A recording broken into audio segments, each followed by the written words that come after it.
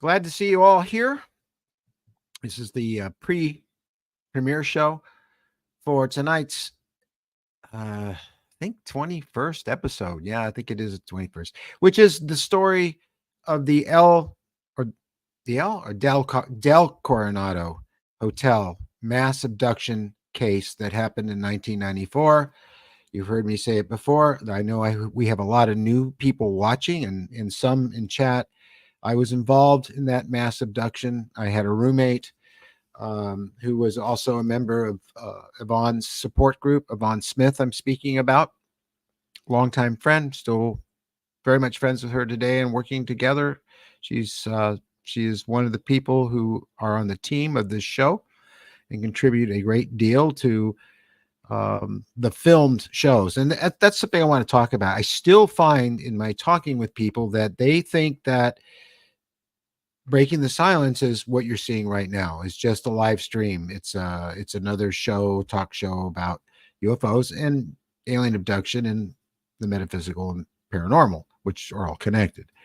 It is, but our primary purpose primary purpose is the 22 episodes I'm talking about. 22 because we're just finishing up number 22 right now. That will premiere next Saturday at the same time.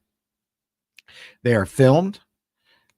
They have effects put to them, which means that I visualize what the witness had seen as best as we can, because I have a long time background in Hollywood special effects and CGI. And so I use those skills to bring to life for you what they experienced. Because let's face it, when we're getting abducted, we don't have cameras strapped on us and we're not taking pictures and getting that proof that that people who don't believe us are always demanding we get. Because what the hell's wrong with you people? Why don't you take pictures? Why don't you do this? Why don't you do that? Okay, fine. Well, you get in that situation, you try. So that's really what Breaking the Science is about. It's how we started. It's to do these filmed episodes. And we are going to do some different kinds of them pretty soon because we want to break it up a little bit. And I'm going to use my artistic skills, my illustration skills that I've done many times for many UFO investigators around the world to recreate what people have witnessed. And at the same time in that show, while I'm talking about some of these landmark and famous cases, I am going to visualize in animation as close as I can and accurately as I can what people experienced. So we have a little mix up between having people on that are talking to the camera about their experiences and myself doing shows about some famous cases. So like Lonnie Zamora, Barney and Betty Hill, and so on and so forth. So that's coming up. I don't have my headphones on. I just realized. So yes, you are all hearing me. So I hope that you're all looking forward to seeing this episode tonight, because it was really something. I mean, when I went down there, I was excited. I drove down my brand new truck and drove down to San Diego to the Coronado. I'd never been to the hotel before. All my friends were there. All the people from Yvonne's support group that I knew very well. One which I was sharing a room with because it was very expensive to stay down there. We didn't stay in the Coronado. We stayed in another hotel that there's a picture of in the show you'll see tonight. And of course, nothing would do that we didn't both get abducted, and probably thought that was just us. But then as it turned out throughout the day, we found out that just about everybody in Yvonne's group had been abducted. Now, I don't go into detail about that because that would make the show quite long, and Yvonne would have had to fill in on all those details because she's the one that interviewed all of us under hypnosis separately. So we were asked not to share anything if we remembered it with each other, which we didn't. So that when she put us under hypnosis, and if I said I was on my back being lifted up into the sky, it was cold and there were helicopters, and then The person I was with said the same thing, and then it helped uh, uh, establish that both of us had not talked and that we both experienced the same thing. And this happened many times within the group and the people that in the group that she investigated under hypnosis. So, in fact, she did a book. This mic's a little loud tonight. She did a book on that case. I think I have a picture of it here, and it's available on Amazon. It's a big, thick book. It was a big deal. So you're just going to see a piece of it tonight, and that's what I remember and what Yvonne remembers about the whole affair. So, where are they? Where are the pictures? I know it's here somewhere. I do have a copy of her book. So, have any of you read the book? Let's see if I can find. I'm sure I can find it here.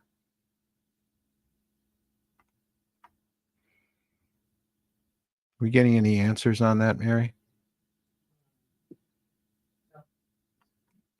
So you haven't read the book. It's amazing to me how many people are completely or really saturated and very interested in this whole phenomenon, yet they've never heard of the mass abduction. I mean, mass abductions are rare.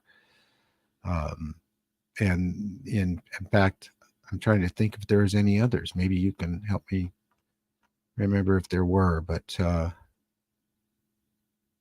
they're rare. And you'd think that the book's been around for a few years and it got a lot of attention, that it would be better known than it is. So I'm not finding it, but it's on Amazon, but you're going to need the exact title in order to find it. So Mary says she's going to find it.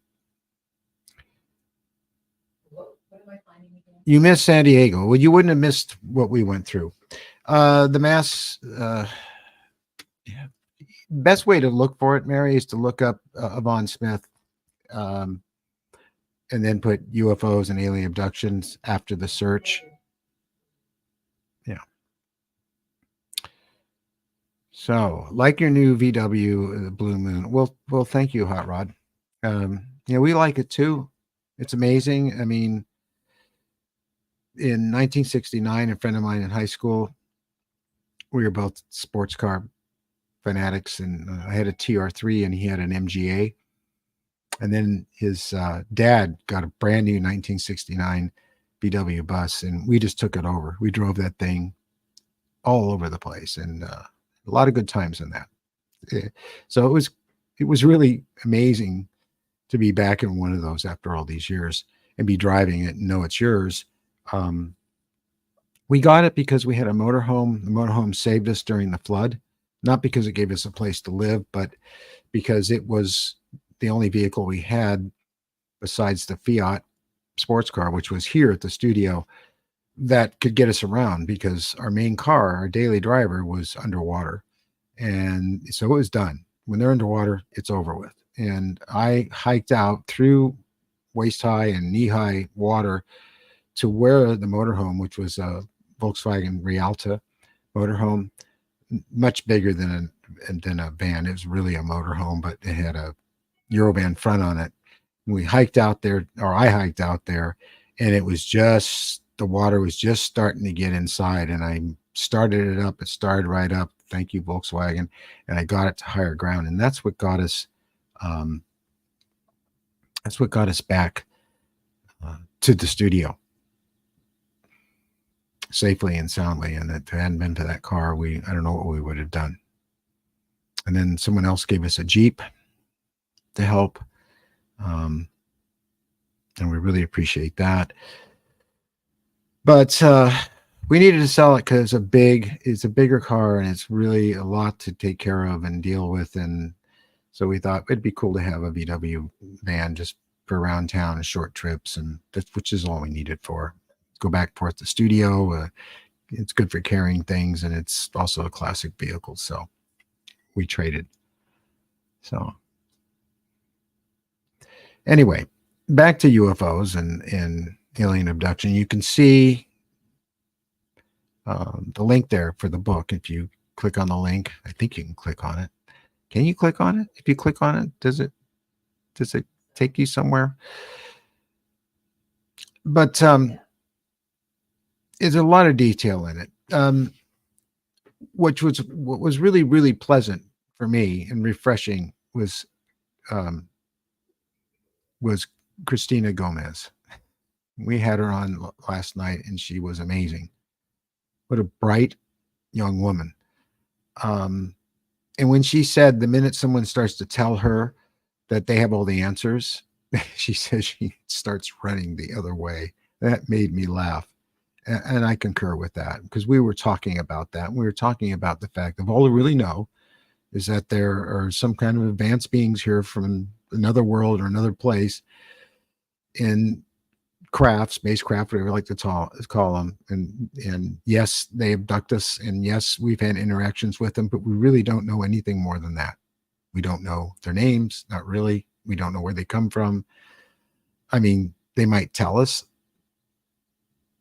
but do we really know? I don't think so. And so we try to keep it to what we do know. And I think it's enough to know that we have contact with non-human intelligence, not aliens, not interdimensionals, just not for now, for the sake of a better description, non-human intelligence. And it does take on various appearances, which is highly suggestive that it's different races.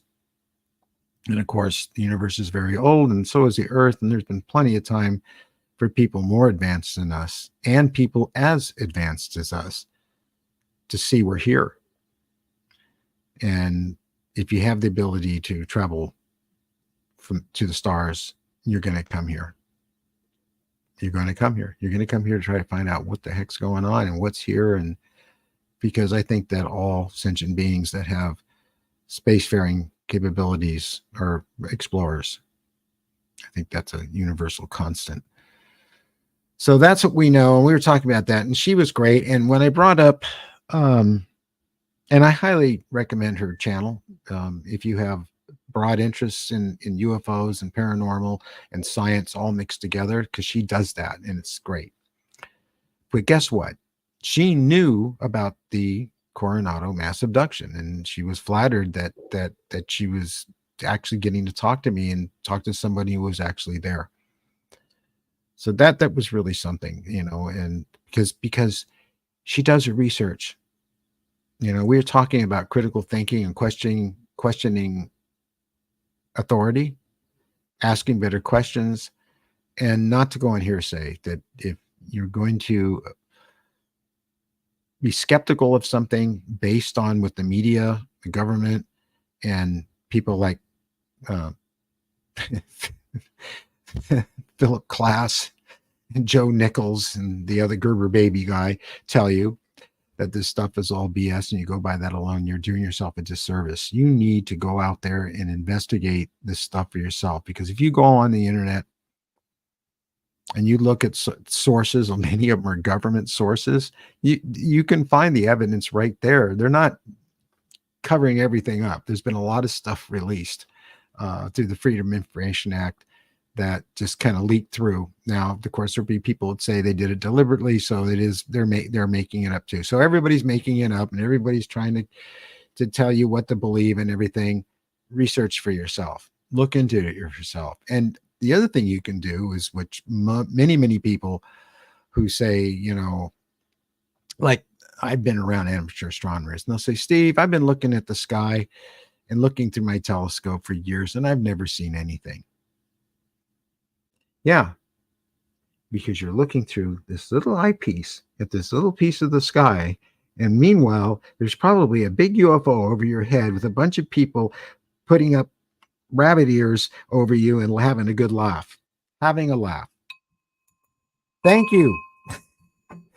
Thank you, W. Decker. I forget, you told me a name to call you by that wasn't that, but you are so much appreciated. West. That's right, West. Thank you, West. Wow. Every bit helps. So yeah, so I got off track because somebody appreciated us. And I went, what was I talking about? The usual. So yes, like I said, be self-empowered. get the knowledge, research the material, and you will find that there really is something to the subject matter. I know I'm preaching to the choir here, but just the off chance that somebody somewhere along the line who's on the fence about this stuff um, watches the show or is watching it now, I challenge you to research this subject matter thoroughly and look at the data and look at the available photographs and videos and documents and everything that's on the internet about it, and then come back and tell me that all these thousands of people don't know what they're seeing. All the pilots, scientists, lawyers, doctors, farm workers, whoever it may be, the workers in Colorado that saw the UFO at 1 o'clock in the morning, which just came across the press this morning. That was fantastic. And the media didn't treat it. They treated it respectfully. They didn't laugh at it. They didn't make fun of it. They didn't bring on a skeptic to say, well, what they really saw was 747, because the way they described the windows, the rows, top and bottom. Yes, the 747 that was hovering in the sky over them and then slowly disappeared right before their eyes. It was 3 football fields wide. Yeah. I put it up in the community, the link to the story. And it came through Apple News and a few other notable news agencies, not the National Enquirer. So let's see. Hot Rod, yes, I think has been doing. What was debunked?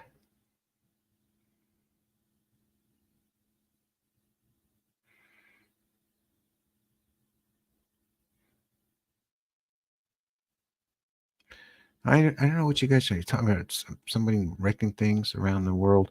I missed it somewhere in my jibble jabble. These things. Anyway, so there continue to be more and more UFO reports, credible UFO reports, and some backed up with some pretty amazing videos. So, again, this week I woke up on top of the covers, and I talked about it to Mary the next morning, and I said, I don't know if something happened or not last night. Usually I feel pretty run down if it does, but I feel okay. But I have this feeling, I have this memory.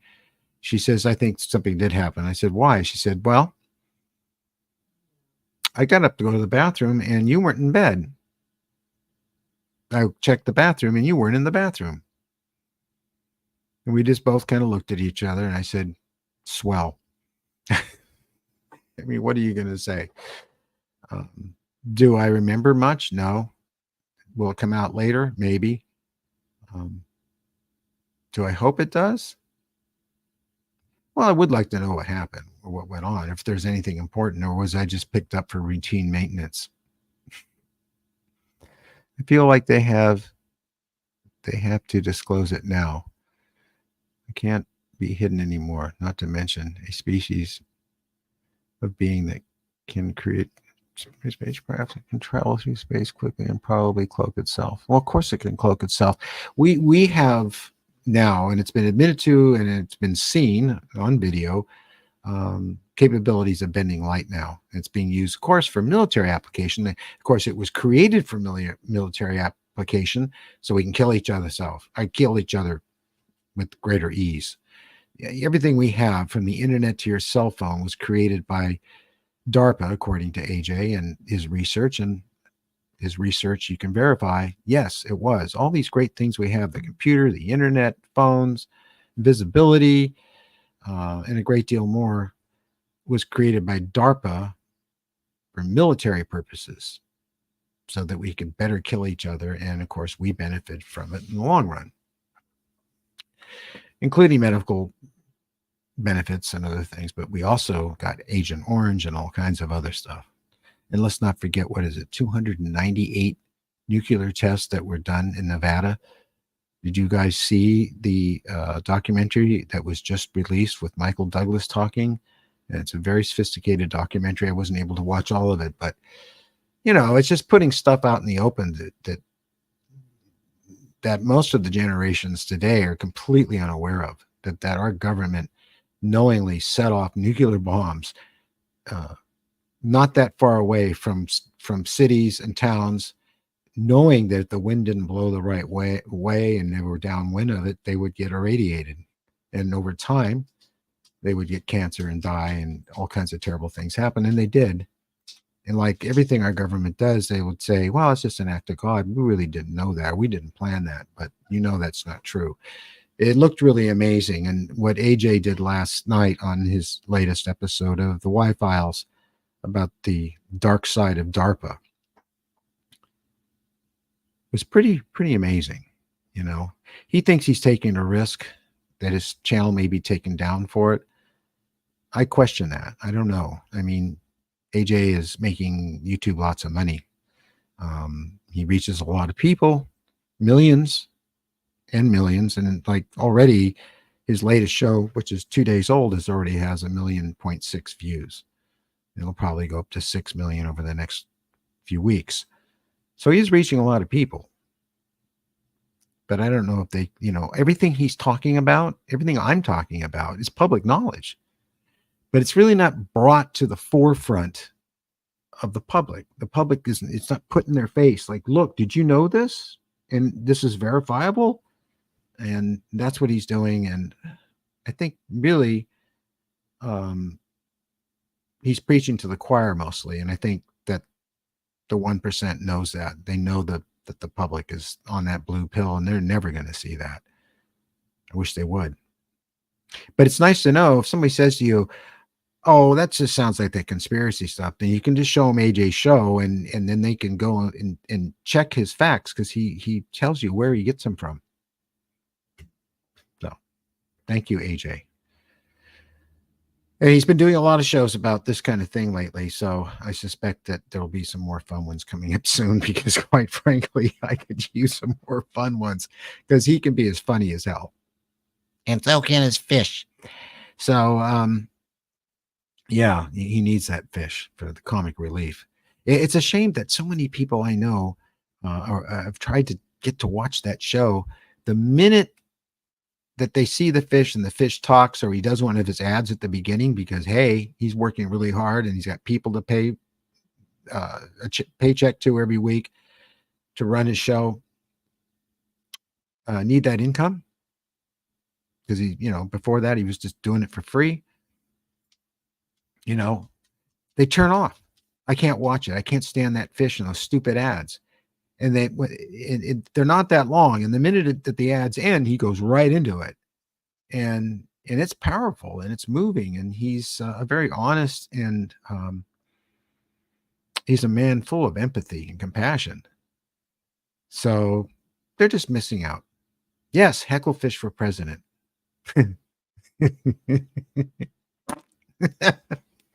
I love it when he does that.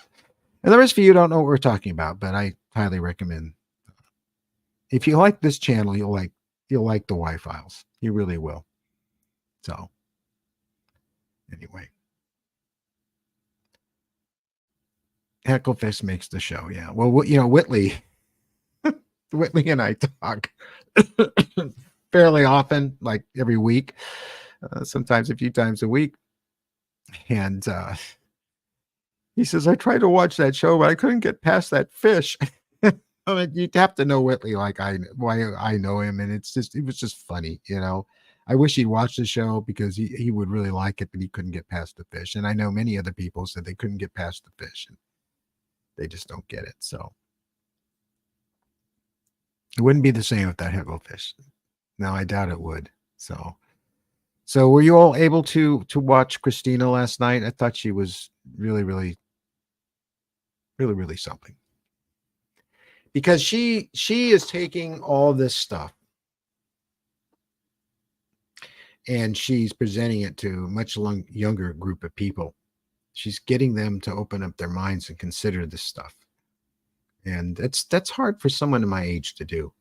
There's this old guy on. He says he's been abducted by aliens. He's trying to tell us this stuff's all for real. Yeah. They might have even liked X-Files and thought that was a joke too. But the more Harry and I watch it lately, my God, I mean, just everything that we know today and everything that has come true since then was in the show already. You need to go back and rewatch it because it'll just blow your mind. So I still miss that show, but you can relive it. You can watch it again. We both kind of skipped through the ones that are about serial killers and werewolves and stuff, but you know, the running theme of the story about the fact that we have grays on Earth and what's happening to people and how our government's covering up things and how there's a 1% that's bad guys like the cigarette smoking guy. Those people really exist, and they're a real enemy. They really are, because they're trying to take away our right to thrive and be free. So, very mature research approach for a young presenter. Yeah, no, she is. Well, she's smart, and her parents were smart, and her parents were open-minded, and that creates quite an amazing human being as she is. Not all of us have been so lucky, you know. My parents knew something weird was going on. They didn't talk about it. Both sides of the family, my mom's and my grandma, my maternal grandmother.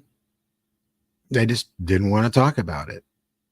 And it wasn't until my mom was left about 2 years before she died that she confessed to me that, because she had seen me on all these shows back in the 90s with that Whitley Strieber, as she called him, and some of the others, and it just said that she had seen me, and I went, oh boy. And she said, no, it's not what you think. I believe you. And then she started telling me stuff. So I knew it. My dad's father, my grandfather, he did talk to me about it. He talked about it a lot to me. And every time my grandmother found out about it, she got mad. And she would always terrorize the poor guy and make fun of him. I didn't like that. Just got here. No reminder. No reminder. Do we send out reminders? Latinos are more open to the paranormal. Yeah, and so are Europeans and people from Australia and New Zealand. Here in the United States, we think very highly of ourselves. We're the great country that knows everything. That UFO stuff is all crap. Give me a beer. Oliver Reed used to say that to me all the time. Oliver Reed. Thank you, me Mike. Thank you very much. Like the new bell. So, yeah, we are. We're quite full of ourselves over here. You know, I mean, after all, we were the people that bailed the UK and other parts of Europe out of trouble with Hitler, right? We did go over there and we did do a good job, but you know what? Before we ever got there, the Brits were kicking the butt out of the Germans. Not one of them set foot on their soil, and that's exactly what was said by Mr. Churchill, and the RAF did a fabulous job. Thank you, Anne. With Spitfires and Hurricanes and mosquitoes and Lancasters and all the rest. What an amazing time. What amazing people to fight so hard. And yes, then we came over and we helped a great deal. But the way a lot of them talked about, you know, how they helped out those little guys, well, yeah, okay. You kind of waited a long time. There were plenty of people over here who wanted to go over day one, and they did anyway. When they went to Canada and joined the RAF in Canada and came over and flew. Americans who just knew that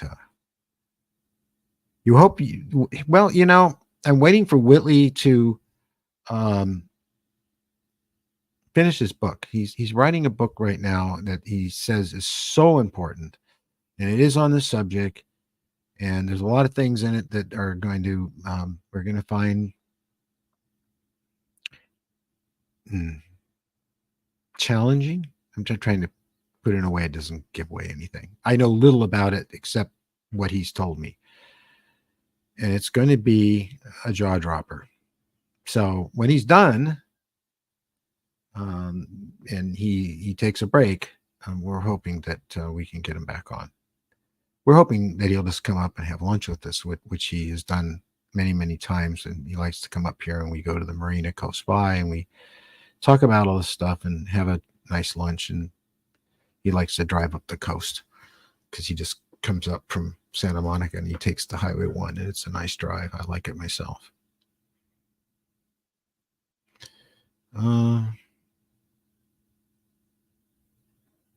Yes.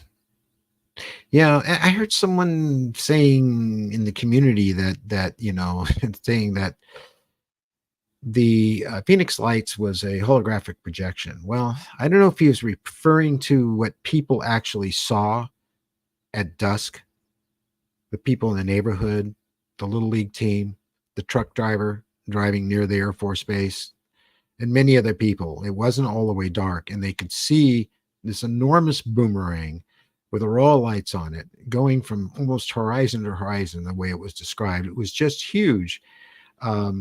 What we saw were a bunch of lights in that classic video, but if you go to the actual location where the video was shot and you shoot it in daylight, use the same aperture, same lens, same millimeter lens. That's what I'm trying to think of. And angle it the same way and shoot daylight, and then overlap that in Premiere or DaVinci over the footage of the lights that night. You will see them drop slowly behind the mountains that are not visible in the nighttime video that we all know. So those, in fact, were probably flares, and they were done deliberately, knowing that someone would figure that out. And they did figure it out. I saw it in one of the documentaries, but in no way am I saying that didn't happen that night and that those people, what they saw, that was the real deal. And so many people saw it, and it was daylight, that they needed to do something very quickly. And that mayor should be ashamed of himself. It's just, boy. Well, who am I talking to here?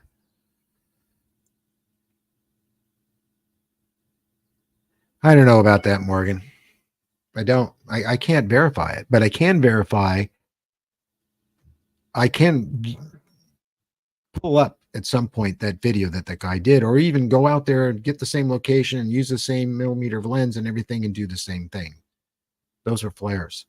Those were lights of some sort. And they were dropping down slowly. It just didn't look like it all at night in blackness, because you couldn't see the horizon line in the hills. So, but if that was a holographic projection that those people saw at dusk with something that large slowly moving over, I had to reenact that for one of the classic documentaries. I think it was Out of the Blue, or maybe it was Into the Blue. Out of the Blue, I think it was. It's still being run. I did a lot of visual effects for that, and that was one of them. And I had to talk to people that had actually seen it, same way I did with Brent Waters. And I talked to the people that are actually there and spent some time on the phone and got accurate descriptions, and then tried to recreate what they saw.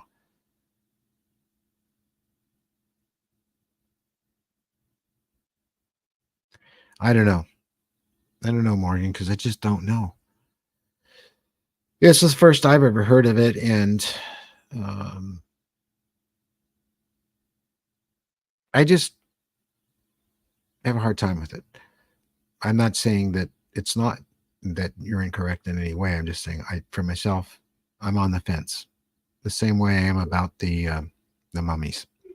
I'm on the fence. I've had people I respect a great deal tell me that there's nothing to it. I do know that I did decide to go look at some of the analysis, mainly the CAT scans, and particularly the hand. And what I saw, I didn't like, especially when I compared it with the bones of a human hand that had been long since dead. for almost as long. The bones and the way they match to the sockets just wasn't correct. And I know that beings from other worlds can look really different and have different bone structure than us, but the bones didn't fit. The knuckles didn't groove to the groove in the knuckles, and so on and so forth. And in fact, in some cases, some of the bones and the segments, like the finger here, were very, very short and then very long here. But right next to it, you see where my hand is, there'd be a little tiny one right here, and then a longer bone up here, and then the rest were all somewhat proportional. And it just reeks of somebody doing that. I don't know for sure. I'm just saying, for me, the jury's still out. It was in, and I thought there was something to it finally, but when I actually started looking at the stuff really closely myself, I went, wait a minute. So, but I'll keep my mind open. You know, don't we have enough already? And most of you here,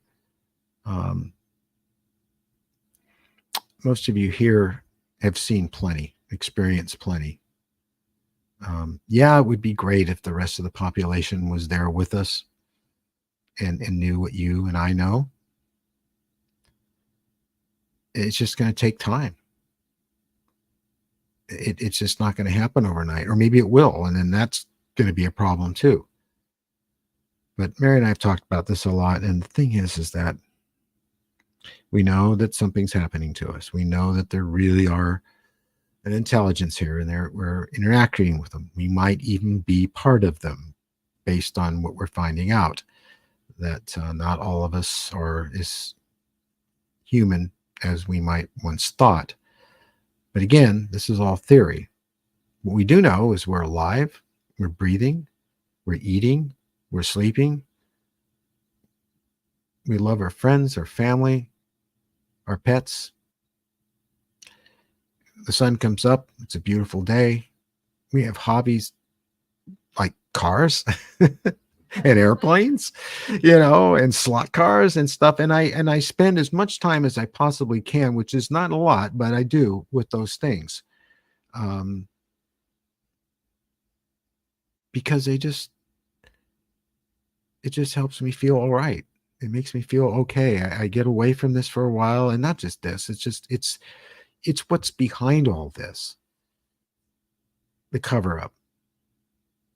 And not just the cover up about the UFOs and the aliens, but the cover up about our food and about climate change and all these other things. We've got some really bad people trying to screw us all up in the world. And if you focus on that stuff too much, it's not going to go away, but it does. When I'm working on an intricate piece of artwork or a model car that I'm going to bring to life and run on the track or fly an airplane, it goes away. It's not there anymore. When I meditate on the world being a better place. I visualize peace on earth and people loving each other instead of fighting each other. We invented all these amazing technologies for all the wrong reasons, to help find better ways to kill each other. We should have been doing it to explore space instead of killing one another. We should have all got together and done that, just like in Star Trek. We could have. We still can. So it's good to think about these things too. I mean,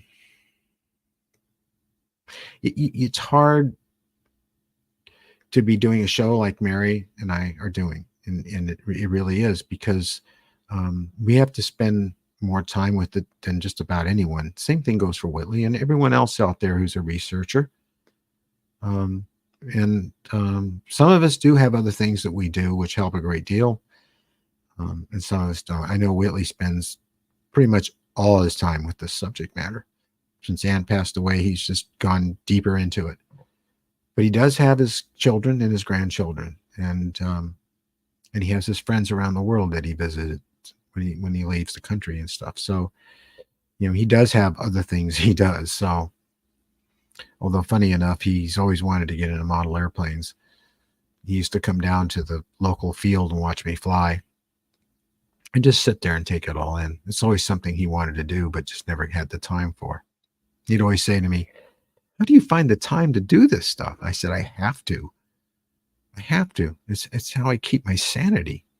So, do you have hobbies? Do you? I'd like to hear about it if you do.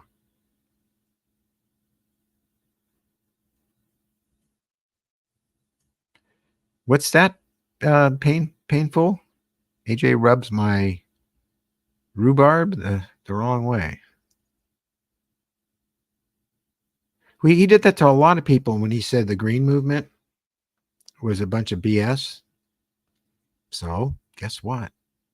I saw people say, "See you, AJ, you've lost me. Goodbye, White Files." I saw it over and over again because how dare he attack putting those things on your roof and the electric cars driven by lithium batteries that are charged by coal and so on and so forth. And I've been hearing this forever. So what I told you to do was go research it. I researched it. I looked into it. Didn't take me very long to do either, and found out he's telling the truth. We have always had, well, at least since the 50s, it looks there's a very good case for it. Seeing how they killed enough people to bury it as well as they did, but 0 point energy. It's been made fun of, it's been laughed at, and just like UFOs, it was a disinformation program. It was very, very successful, almost as good as the one with Doug and Dave, because now the whole world thinks those massive, beautiful, intricate crop circles were created by two nut cases with rollers, because they didn't bother to look into it. They didn't look into the fact of how the crop circles are formed and how the wheat, this growing and laying down and not bent and so on and so forth. Tons of evidence to support that those things are real. And the same thing goes for 0 point energy, free energy, whatever you like to call it. It's there, it's all around of us, and we can harness it. And a little black box could be in every one of our homes and every car, and we wouldn't need lithium batteries, which are going to pollute the hell out of this planet in the end if we don't stop using them. I mean, do you know anything about lithium batteries? Has any one of you ever taken a lithium battery, taken it outside, put a nail in a board or a stick, and stand back pretty far, make sure it's on concrete where it can't set anything on fire, and poke a hole in it and watch what happens? I didn't have to, because I fly radio controlled airplanes that have them in them. And when we have an impact and the casing's cracked, they burst into flames. It's really bad. In fact, we've had fields closed down because of it. They're not a good thing. And there's other ways to power our electric vehicles and electric machines. And it's 0 point energy, and we've had it forever. And he made a really good case for that. And to my satisfaction, proved it, because I was able to look into it. So there you go. So I'm sorry, AJ rubs you the wrong way. Oh, Luke, is that how I pronounce it? Thank you. You're an artist. That's everything. Art is a beautiful, beautiful hobby, or a beautiful talent to have. I love painting, sculpting, doing digital art, everything. Also, batteries suffer from in cold temps. Well, lead acid was never good too, but we never needed lead acid batteries. Not since the 50s. Lithium mines, yeah. I'm an artist, but I find it hard. Let's create. Get back to it. Get back to that art.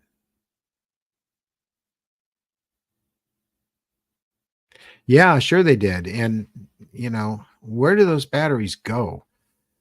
I mean, we have an electric car, and I love it for it's quiet. And yeah, if there were more of them on the road every morning, we would have less air pollution. But there's the other problem with the waste from the batteries, and we keep burning coal, and we never needed it. We don't need nuclear power plants either. We just don't.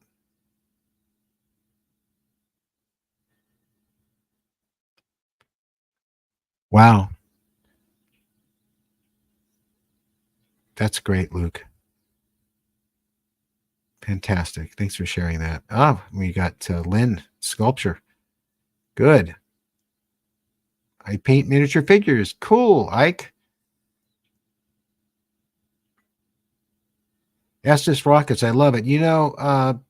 Painful. I'm building a heavy lifter right now. I came into a bunch of thanks to a friend of mine. I came into a bunch of model rockets from Estes that are long gone, like the Atlas Mercury. Um, uh, God, I'm drawing a blank. It's Saturn V, a whole bunch of other ones, Gemini, Atlas, and a few others that you can't get anymore. And I'm building those, and I do fly them as well. I enjoy it. I've always loved model rocketry and rockets and aerospace.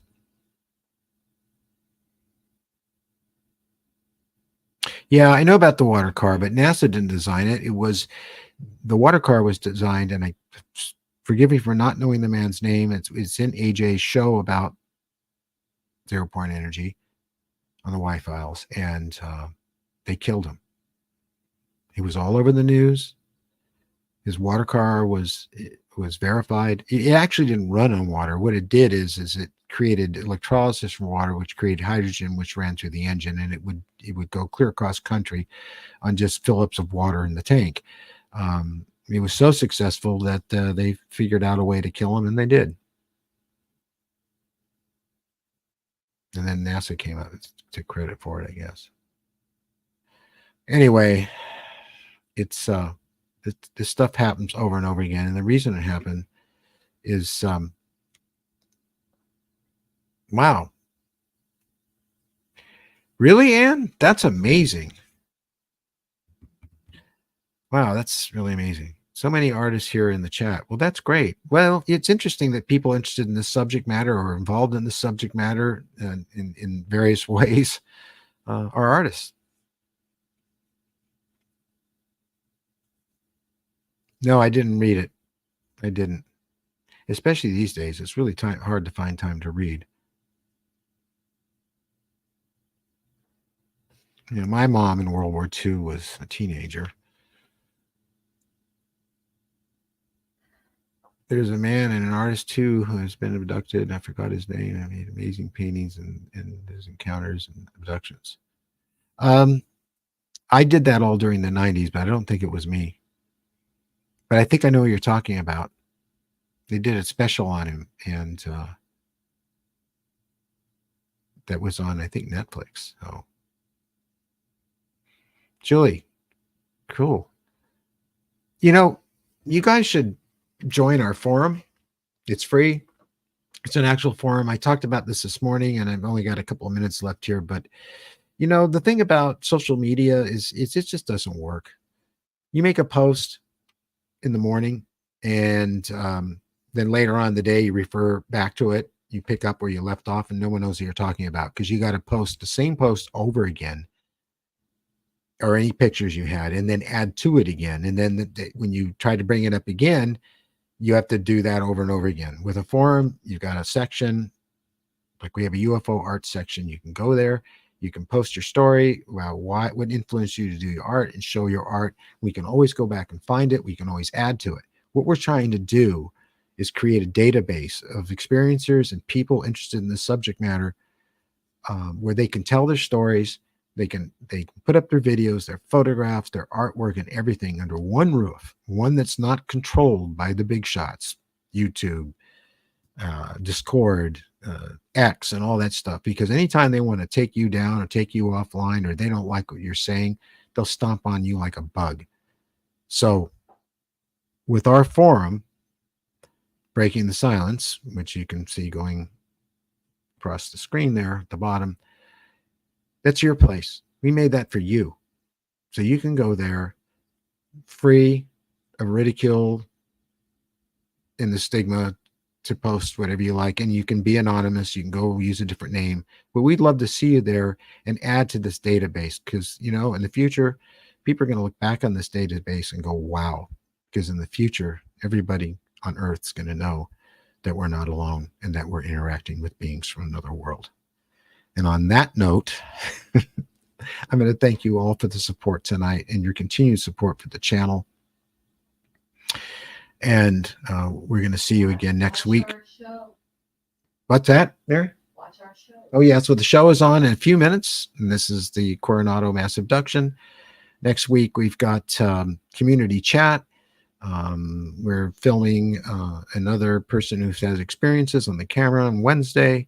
And we're going to see you next week in the forum, in the community, and on live streams as well. So we will see you then.